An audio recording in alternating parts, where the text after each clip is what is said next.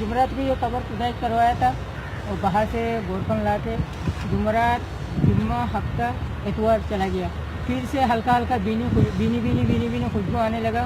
मैं मंगल को मैं नीचे उतर के फिर सफाई का किया और मंगल को जो सफाई किया वो भी हल्का हल्का आ रहा था। कल फजर पढ़ के मैं जब सफाई करने उतरा नीचे कल दिन बताएं, जुमेरात, कल जुमेरात को तदफीन वाले दिन। हाँ, तदफीन वाला दिन फजर पढ़ के मैं नीचे उतरा, 2 टाइल हटाया, नीचे साफ सुथरा किया।